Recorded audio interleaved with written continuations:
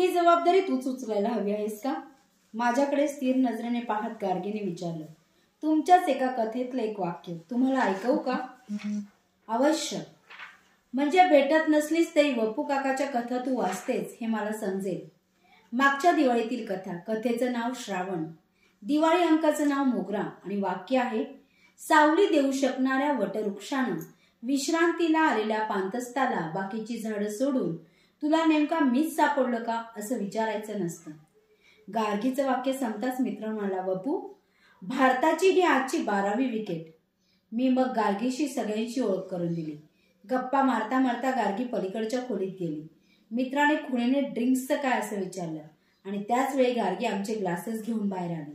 आमच्या हातात ग्लासेस ठेवत ती म्हणाली, वपू काका, कमाल केली. मला मुलगी मानता बघ, माझा कसला संकोच करता. आमची ड्रिंक्स होई तो गार्गीचं जेवण झालं. खाली गाडीचा हॉर्न वाजला. गार्गीने खिडकीतूनच शोफरला खुणेने येते म्हणून सांगितलं. काका मी येऊ? शांतपणे कधी भेटणार? मेननची ऑपरेशनची तारीख ठरल्यावर सांगायला येते. ओके, काही लागलं तर सांग. गार्गी चपलांशी घुटमळली. किती? क्षणभरच. पुन्हा ती मूळ स्वभावात गेली आणि तिने विचारलं, कर्ज द्याल? किती हवंय? फक्त 2000. दिले. कधी येऊ? हवं तर आता देतो. पैसे घेताना ती म्हणाली, खूप सावकाश फेडणार आहे, कारण प्रथम बलसारा साहेबांचे फेडायचे आहे. ते अर्थात पगारातून कापले जाणार आहेत आणि ओव्हरटाईम जवळपास रोज असतो. तेव्हा ते पैसे लवकर फिटतील. 3000 तर आहेत. पैसे कशासाठी हवे तितके? ऑपरेशनसाठी. कोण करणार आहे?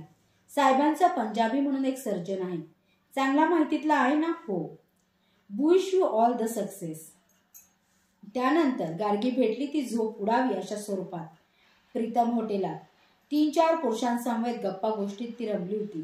कपड्यांचा चॉईस आणि गार्गीकडे बघणाऱ्या त्यांच्या नजरा फार काही वेगळं सांगून गेल्या. गार्गीचं माझ्याकडे लक्ष जाताच ती आलेच म्हणून तिथून उठली आणि माझ्या टेबलाजवळ आली. वपू काका, कसे आहात? एकदम मजेत. तू? मीही ठीक आहे. काय सध्या व्यवसाय? व्यवसाय तोच, ज्योती प्रोडक्शन्समध्ये. मेनन काय म्हणतात? ऑपरेशन झालं? काका असं काय करता? ऑपरेशन तर 1.5 वर्षांपूर्वीच झालं. तुमच्याकडे आले होते, त्यानंतर 8व्या दिवशी झालं. ठीक आहेत ना? It's fine. रागवलात? रागवलं नाही, कारण हे असंच होणार. गार्गी बघत राहिली. मग मी म्हणालो, आज तुझं वाक्य मी ऐकवणार आहे तुला. बापाची माया ब्लँकेट सारखी, आठवतं? ती मानेनं हो म्हणाली. आता फक्त मानलेल्या बापाची माया कशी एवढं सांगून जा. तिच्या डोळ्यातून खळकन पाणी आलं. मेननच्या दरवाजावर लंडनचा पोलीस म्हणजे बॉबीचा वॉलपेपरवर छापलेला संपूर्ण गणवेशातला फोटो चिटकवलेला होता. त्या दरवाजाच्या आकाराच्या नुसत्या वॉलपेपरची किंमतच 500च्या घरात होती. बेल वाजल्यावर दरवाजा बहुतेक आतली साखळी लावून एखादा नौकर उघडणार आणि फटीतूनच कोण चाही असं विचारणार, पण नाही. दार गार्गीने स्वतः उघडलं. या काका. दरवाजावरूनच मी दिवाणखान्याच्या वैभवाच्या सगळ्या कल्पना आखल्या होत्या.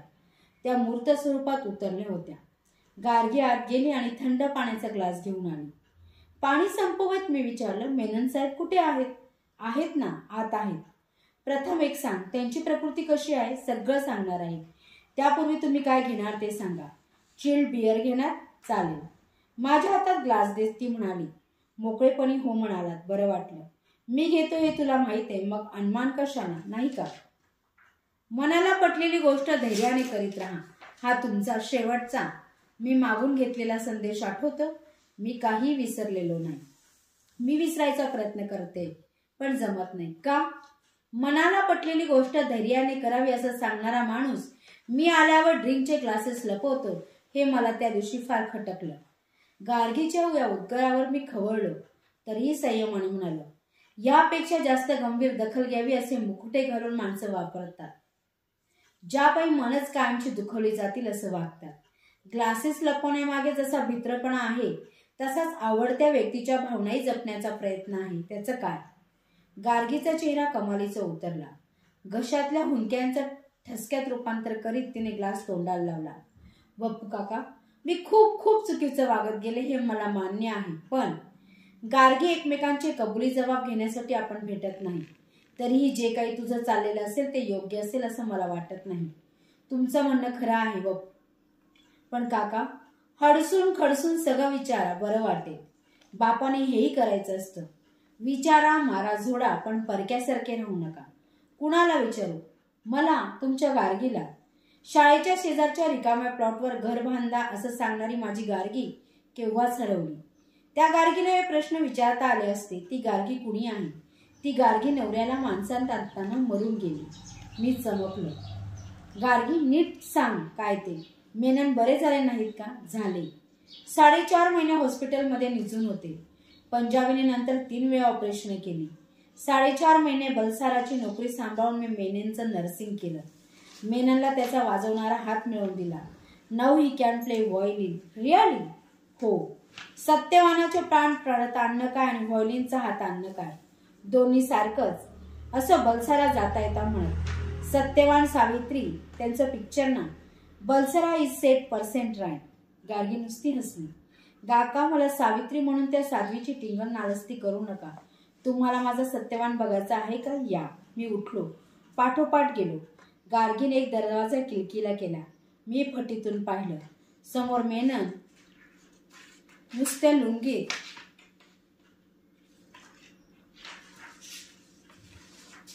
बसला होता. सिगारेटच्या धोरीने खोली कोंदून गेली होती. आजूबाजूला सिगारेटची थोटकं आणि सोड्याच्या बाटल्या. मी दार बंद केलं. गार्गीने ते पुन्हा उघडलं. जाऊ नका, ते काय करतात ते बघा. मी पुन्हा उभा राहिलो. मेनन पीत होता, थांबत होता. मधून मधून तांबारलेले डोळे कमालीचे विस्फारून समोर पाहत होता. सिगारेटच्या धुरापायी मेनन काय बघतोय ते कळायला मला वेळ लागला नाही. नंतर लक्षात आलं. पलंगावर त्याचं व्हायोलिन पडलेलं होतं. तो मग एकाएकी हुंदके द्यायला लागला.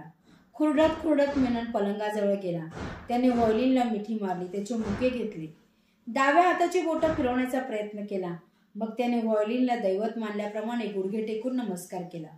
पण मग पुढच्या क्षणी भडकलेल्या ज्वाळांपासून पळावं तसा तो घाबरून मागे सरकला. त्याने पुन्हा हुंदके द्यायला सुरुवात केली. मी बाहेरच्या खोलीत आलो. गार्गी सांगू लागली. त्या ॲक्सिडेंटचा शॉक, नंतर 3 ऑपरेशन्स, फिजिओथेरपीच्या यातना, कर्जाचा डोंगर. Now he has become a psychological patient. सायकॅट्रिस्टची ट्रीटमेंट चालू आहे. रात्रंदिवस पैसा उभा करण्यात तुमची गार्गी हरवून गेली. आणखीन काय सांगू? सुन्न मनाने पडलेल्या आवाजात मी विचारलं, ऑपरेशनचं कर्ज फिटलं की नाही? फिटलं, पण त्यापैकी फार थोडी रक्कम पैशानं फिटली. बाकीचं सगळं देणं. परमेश्वरानं बाईचा जन्म दिला, तारुण्य आणि सौंदर्य दिलं म्हणून एका रात्रीत फिटलं. बलसाराचं, पंजाबीचं इतकंच नव्हे तर पंजाबीच्या अँथिसिस डॉक्टर वैद्यांचं पण. गार्गी, त्याशिवाय मेननला डिस्चार्जच मिळणार नव्हता. पण म्हणून सगळ्यांनी, काका, एसटी स्टँडवर तुम्ही एका भिकाऱ्याला पैसे दिलेत की तोच सगळ्या भिकाऱ्यांना हा देणार आहे असं सांगून पाठवतं. मी अस्वस्थ होत विचारलं. पंजाबीचं ठीक आहे, तो सिंधी, जातीवर जाणारच. डॉक्टर वैद्यांनी असं का करावं? काका, बळी जाणाऱ्या माणसाची जात बळी हीच. त्याचप्रमाणे लुबाडणाऱ्याला जात नसते, त्याची जात लुबाडणाऱ्याचीच. असं नुसतं काही ऐकलं तरी माझं रक्त जळतं. तुम्हाला रक्त आहे हे त्याचं कारण. माझी वाचाच बंद झाली. होरपळलेल्या मनानं मी विचारलं, आता हा संसार तू जुगारून का देत नाहीस? मेननसाठी. सायकॅट्रिक सांगतात तो व्हायोलिनचा हात लावतो, रडतो, मुके घेतो. या सगळ्या चांगल्या सायन्स आहेत. तो पुन्हा माणसात येईल. मी त्या दिवसाची वाट बघते.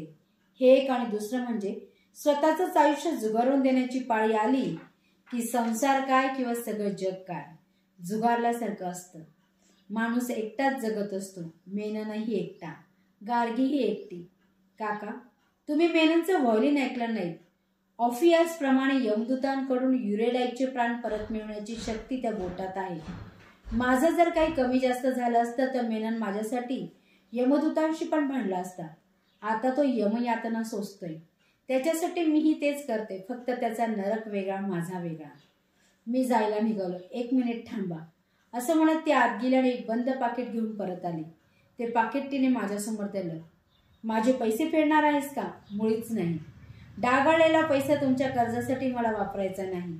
मेननच्या व्हायोलिनचे सूर या वास्तूत पुन्हा घुमतील तेव्हा त्या पैशानं तुमचं कर्ज फेडील. मग हे काय आहे? तुमचे आतापर्यंतचे सगळे संदेश. रागावलीस? कसं शक्य आहे? पण बापू काका, हे सगळे संदेश जिच्यासाठी होते ती गार्गी संपली. पंजाबीच्या पहिल्या स्पर्शानं संपली. आणि जी गार्गी समोर आहे ती लेखकाच्या संदेशावर जगू न शकणारी आहे. तिचं आयुष्यच तिला जे संदेश देत आहे ते खरे संदेश. लेखकाच्या संदेशावर जग बदललं असतं तर समर्थांच्या मनाच्या श्लोकानंतर कोणत्याच वाङ्मयाची साहित्याची निर्मिती झाली नसती. मनाला पटणारी गोष्ट धैर्याने करत राहा असं तुम्ही म्हणता, पण वपू काका, मनाला न पटणारी गोष्ट करण्यासाठीच जास्त धैर्य लागतं. गार्गी नंतर भेटलेली नाही, पण तरीही ती सतत बरोबर असते. कार्यक्रमाला निघालो म्हणजे तर हटकून बरोबर असते.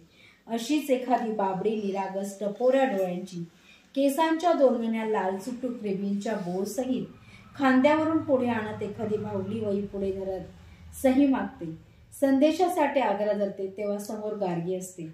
आणि मग संदेश तर सोडाच, मी माझ्या स्वाक्षरांची वळणही विसरलेला असतो.